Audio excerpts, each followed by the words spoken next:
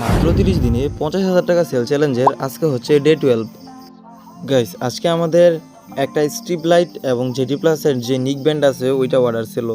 তো আমি স্ট্রিপ লাইটটা প্যাকেজিং করছি, জেটি প্লাসের যে নিক ব্যান্ড আছে ওইটা প্যাকেজিং করি নাই, ওইটার ডিটেলসটা বের করা হয় না, এই জন্য ওইটা প্যাকেজিং করি নাই।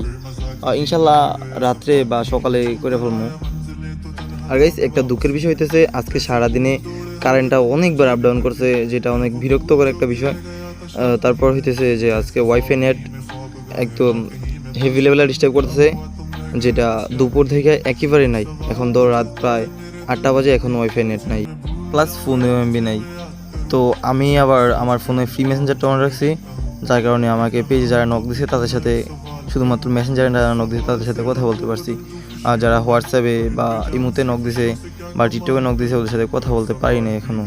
আর গাইস, একটু আগে এই যে প্যাকেজিংটা করছিলাম, এই প্যাকেজিংয়ের ভিডিওটা আরেকজন থেকে হটস্পট নিয়ে ভাই আপলোড দিছি। আর জানি না আজকে চ্যালেঞ্জের ভিডিওটা কি ওয়াইফাই নেট আসবে নাকি ওইটা আরেকজন থেকে হটস্পট নিয়ে আপলোড দিতে হবে, আল্লাহ ভালো জানে। তো সকালে ভালো থাকবেন, সুস্থ থাকবেন, আল্লাহ হাফেজ।